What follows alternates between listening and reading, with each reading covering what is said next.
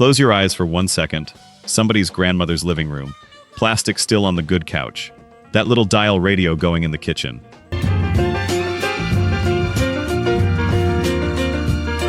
And a voice comes through it. Warm, church in it, hurt underneath. You didn't know his name yet.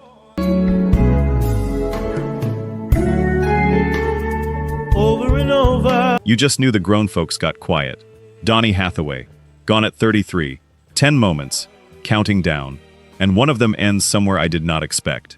Everybody to join hands. Will you join hands for me right now?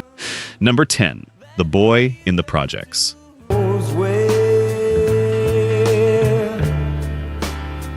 Take me back, St. Louis. Carr Square housing projects. A little boy, no more than 3 years old, standing in front of a church congregation with a ukulele in his hands, singing gospel like he's been doing it 40 years. That's not a metaphor. That's a real Tuesday somewhere in the late 1940s.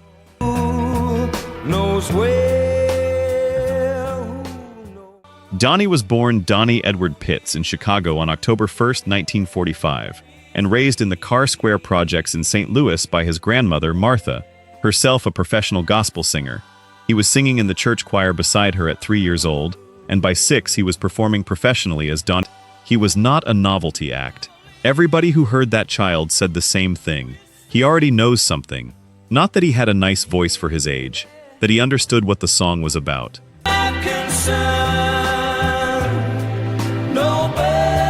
At 6, the way Rick Powell, who'd play with him decades later, described it, Donny was nurtured in the religious surroundings of his grandmother's home, and she carried him out on the gospel circuit herself.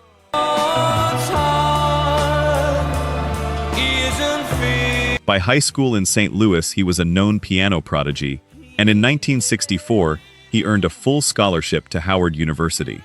A boy from public housing, going to Howard on the strength of his hands.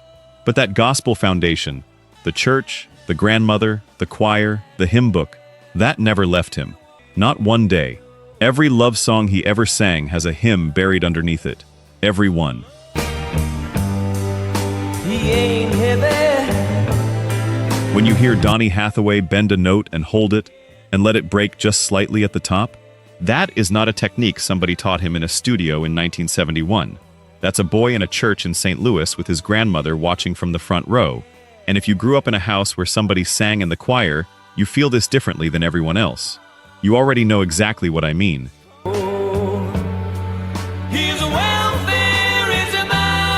Number 9, Howard, 1964.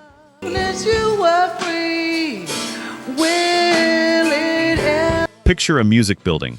Practice rooms with the doors shut. Somebody running scales badly upstairs. Somebody running them beautifully downstairs.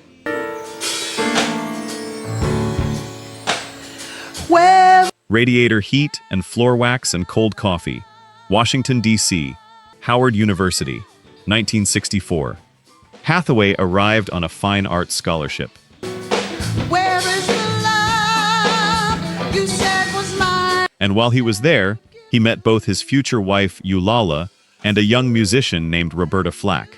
He also met Rick Powell and Leroy Hudson, who would go on to front the Impressions. Sit with that for 1 second. One building, one 4-year window.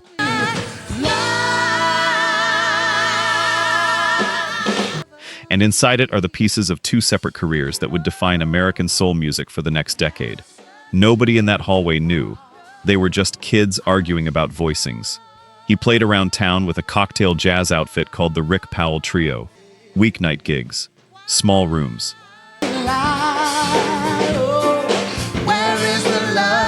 And here's where it gets interesting.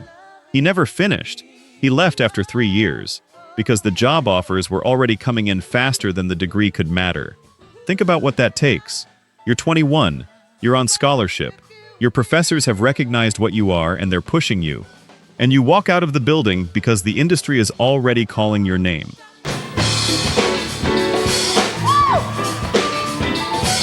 Now here is the detail that tells you everything about the kind of musician he was. Before he got to Howard in 1964, his knowledge of popular music was practically non-existent. Read that again. He came up on gospel and classical. That's it. He did not learn soul music off the radio like the rest of us. He didn't grow up copying anybody. He built his sound from the inside out of church music and theory and whatever he could hear in his own head.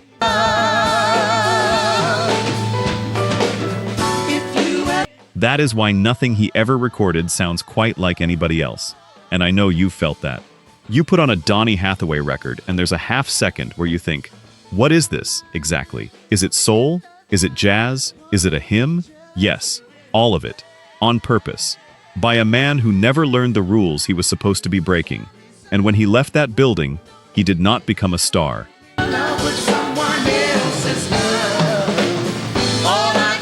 Let's look at the numbers. Only 9% of you are actually subscribed. Honestly, that's tough to see. Our team spends days hunting down archives and verifying every single fact just to tell these stories right. If you've made it this far into the video, you're clearly part of the community, so please hit subscribe. It costs nothing and helps us immensely. Now, for those already subscribed, very few of you have made the jump to our membership, and that's a hard pill to swallow because you're the ones who know our value best. If this channel has moved you or inspired you, consider joining. It's the price of one coffee, but it's the literal fuel for this channel. Let's keep this alive together. Back to the story. Number 8. The man behind everybody else.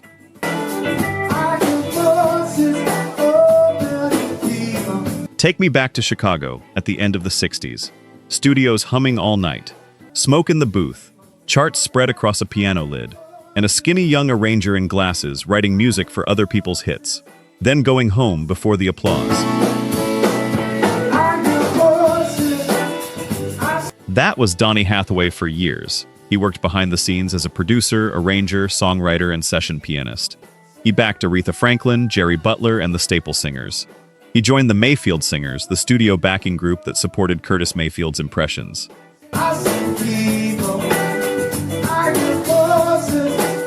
And he became a house producer at Mayfield's Curtis label. He arranged the Impressions' choice of colors. He wrote the arrangements for hits by the Unifix, Chord of Love, The Beginning of My End. He'd contributed to dozens of records by then, everybody from the Impressions to Carla Thomas to Woody Herman.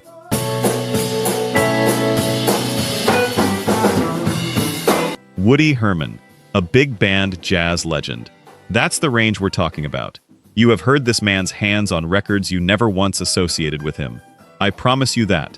Somewhere in your collection, right now. And here is where it gets good.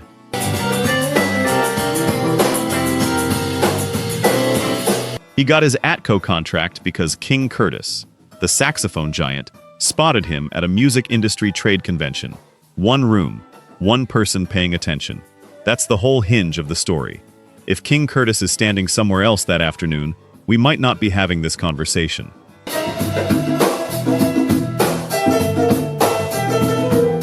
In 1969, he cut his first single at Curtis, a duet with June Conquest called I Thank You Baby.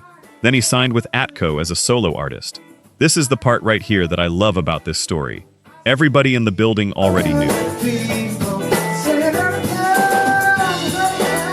The session players knew, the producers knew, Jerry Wexler knew, Curtis Mayfield knew.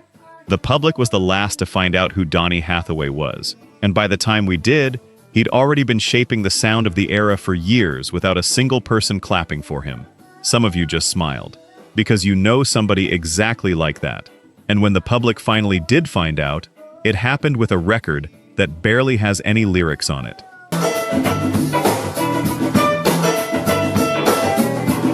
Number 7. The Ghetto.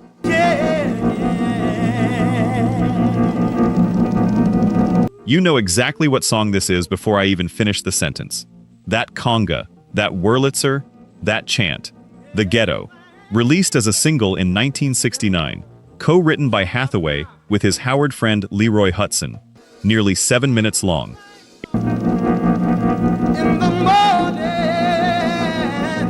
Built on an Afro-Cuban conga groove with Hathaway on Wurlitzer electric piano. Almost no lyrics at all, just ad-libs, and that title chanted over and over. Nobody was doing that in 1969, not on a debut single.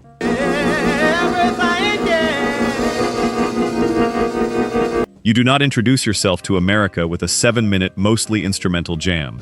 He did it anyway, It landed on his first album, Everything is Everything, released July 1, 1970, which he produced himself with Rick Powell, and on which he wrote or co-wrote 5 of the 9 songs.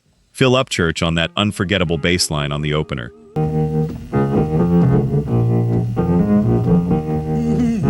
Nina Simone's To Be Young, Gifted and Black in there.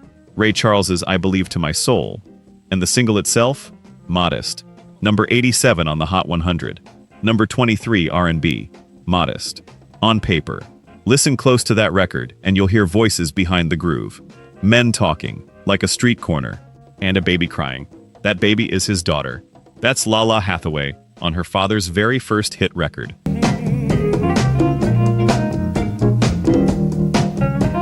Close your eyes for 1 second and picture that session. He's 24 years old, years of writing charts for other people, and he finally has his own record. And what does he put on it? His neighborhood and his child. That is not a marketing decision. That is a man telling you exactly who he is before he tells you anything else. And that Modest single went on to be sampled by hip-hop artists for decades.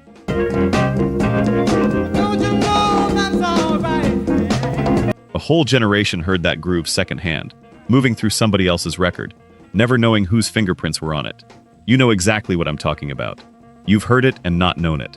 If this record was in rotation at your house growing up, drop a comment. I want to know where you heard it first.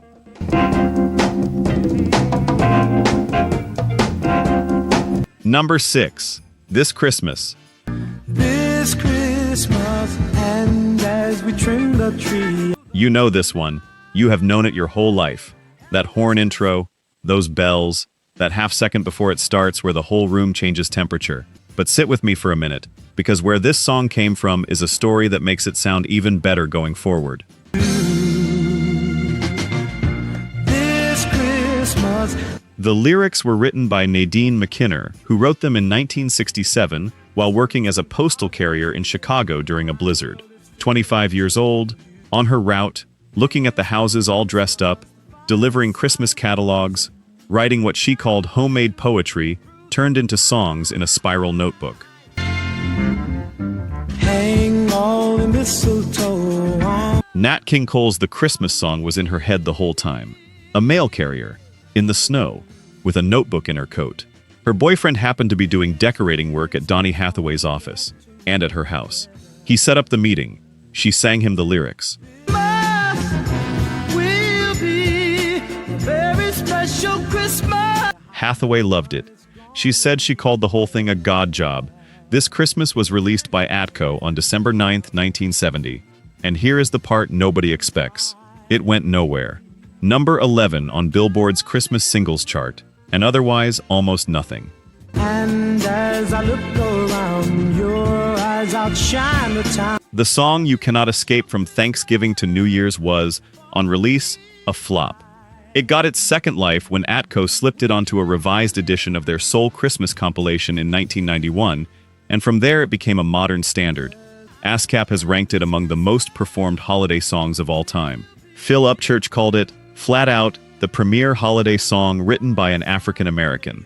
Her own son puts it plainer than that. The fireside is blazing bright. He calls it a black Christmas anthem, the only one by us, for us. And this is the one that gets me every year. In 2020, 50 years after it came out and 41 years after he died, streaming finally pushed This Christmas into the top 40. It was Donny Hathaway's first solo top 40 record. He never knew. He never got to know. That song doesn't age. The people in it do. That's the thing about great music.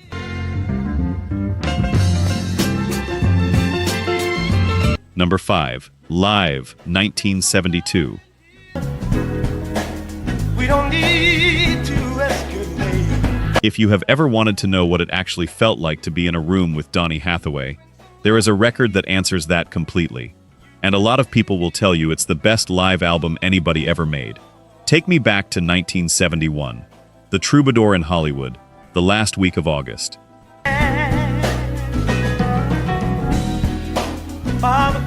The Bitter End in Greenwich Village, October 7th.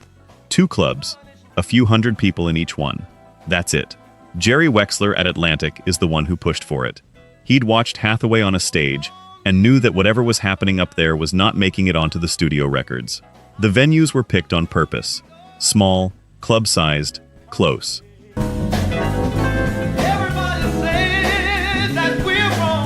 The album came out in February 1972. It went to number 18 on the Billboard 200. And the band, my God, the band. Willie Weeks and Phil Upchurch on bass, Cornell Dupree and Mike Howard on guitar, Earl DeRuin on congas, Fred White on drums, the same Fred White who later joined Earth, Wind and Fire.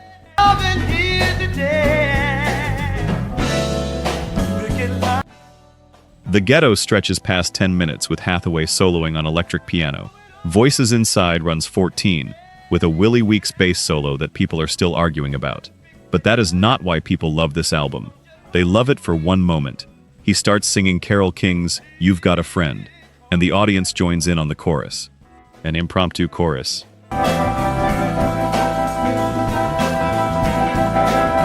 A few hundred strangers closing the song out with him, and he doesn't stop them. He doesn't talk over it. He conducts them. Sitting there behind his organ, letting the room become the choir. Church. That's what it is. Straight up church, in a nightclub, on a Tuesday. And here's what I keep thinking about.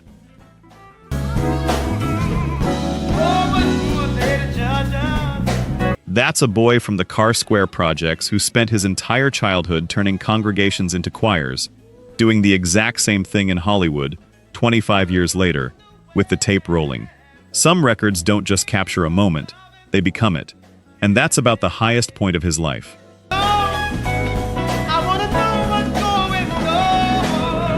Number 4. Donny and Roberta.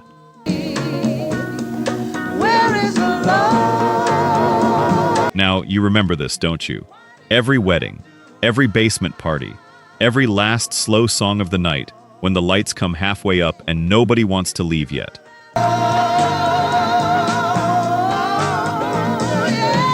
Roberta, Flack and Donny Hathaway, released April 1972 on Atlantic, produced by Joel Dorn and Arif Mardin, recorded across 1971. The two of them, back together, 7 years after those Howard hallways. Two people who'd known each other before, either one of them was anybody. The singles came out over almost a full year. You've Got a Friend, then You've Lost That Lovin' Feelin'.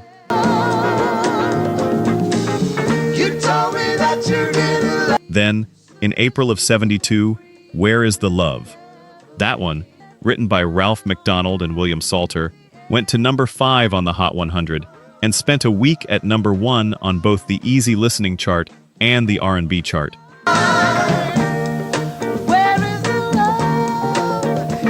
It was certified gold in September 1972, and at the 15th Grammy Awards in March 1973, it won Best Pop Vocal Performance by a Duo or Group. Same night it lost Best R&B Vocal Performance to The Temptations' Papa Was a Rolling Stone.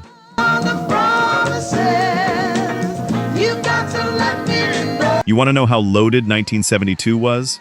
That's how loaded it was. That was the moment. Household name, Grammy on the shelf. And here is where it gets complicated. Before the duets, Hathaway had actually enjoyed more solo success than Flack had. Afterward, his solo career stalled.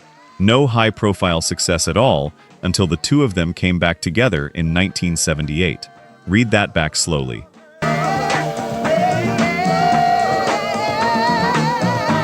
The record that made him famous is also, in a way, the record that turned him into a supporting player in his own story. The world learned his name attached to somebody else's. And the reason for what happened next is not what most people assume. It wasn't ego, it wasn't a feud, it wasn't the industry losing interest.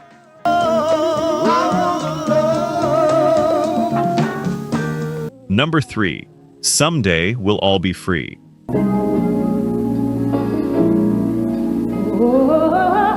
This is the one I told you about, 1973. The album is Extension of a Man, his third solo record, and though nobody knew it at the time, his last. You know this song. It's been at funerals, it's been at graduations. Aretha Franklin sang it in Spike Lee's Malcolm X.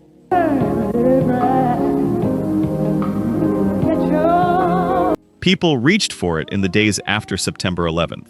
For 50 years, it has been carried as an anthem, a civil rights anthem, a freedom anthem, a song about a whole people someday getting free. That is not what it is. The lyric was written by Edward Howard, and he wrote it for, and about, the mental pain Donny Hathaway was in.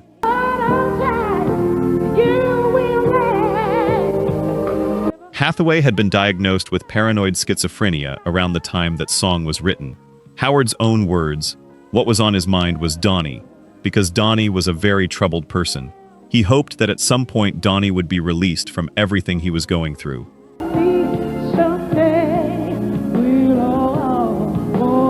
There was nothing else he could do, so he wrote something that might be encouraging for him. Sit with that. That enormous, communal, everybody's anthem of a song started as one friend trying to hand another friend a reason to hold on. Could I get everybody? It isn't addressed to a nation. It's addressed to one man, in a room, who was suffering.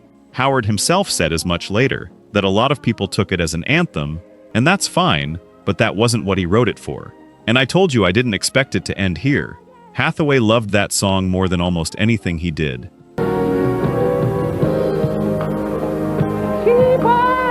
His wife Lalah said he literally sat in the studio and cried when he heard the playback of the final mix. She said it's something special when an artist makes a thing that wipes them out like that. He heard his friend's message, he knew who it was for, and then he sang it out to everybody else and gave the whole world something to hold on to, at the exact moment he was running out of things to hold on to himself.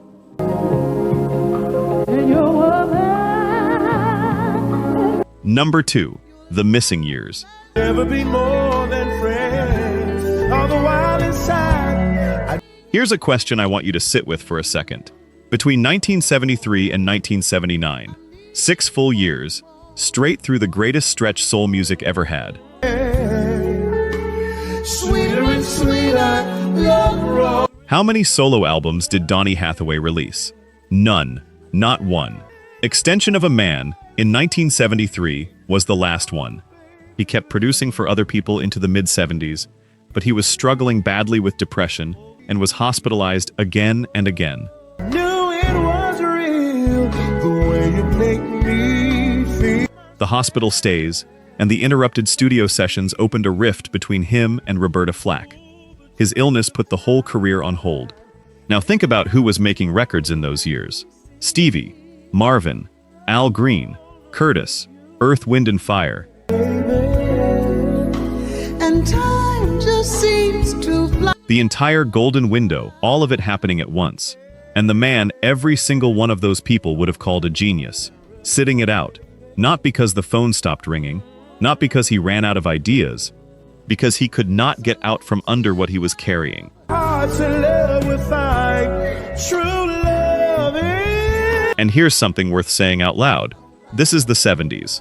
There was almost no public language for what he had, no vocabulary for it in the culture, and certainly none in the music business.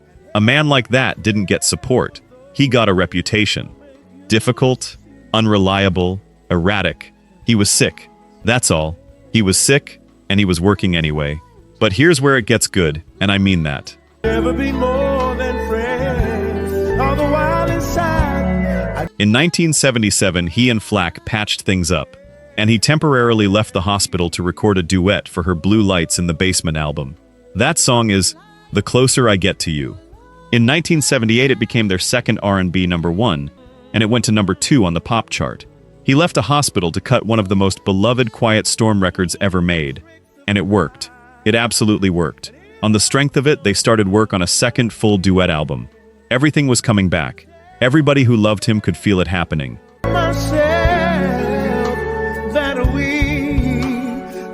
Number 1, January 13th, 1979.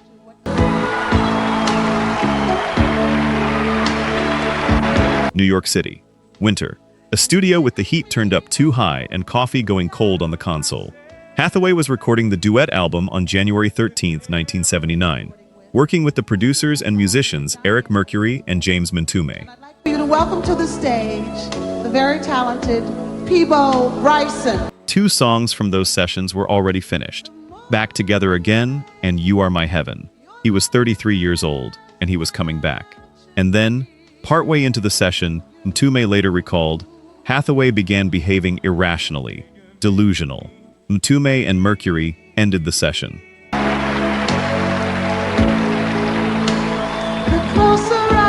The musicians were sent home. That evening, he and his manager, David Franklin, had dinner at Roberta Flack's apartment. Afterward, he went back to his room at the Essex house. Later that night, Donny Hathaway was found below the window of his 15th floor room. Investigators ruled his death a suicide. Over and over again, I try to tell. His family and many of his friends never accepted that ruling. They believed it may have been an accident. Their reasoning was always the same. His career had just started moving again. Why now? Flack was devastated. I don't think we get to settle that argument here. Be more than friends, and all the while I don't think anybody does. And I'm not going to pretend otherwise for the sake of a tidy ending. What I know is this. He had been carrying an illness for years, in an era that had no language for it and even less grace. He was giving people comfort that nobody could figure out how to give back to him. And giving me all you got. A friend wrote him a whole song about it and he cried in the studio when he heard it. And he kept working. Right up to that last afternoon, he kept working. Roberta Flack featuring Donny Hathaway came out in March 1980, carrying his posthumous vocals. Back Together Again and You Are My Heaven both became hits. Both went top 10 R&B. Two songs, cut in the last days of his life, by a man in more pain than anybody around him fully understood. And they're beautiful. That's the thing. They're just beautiful.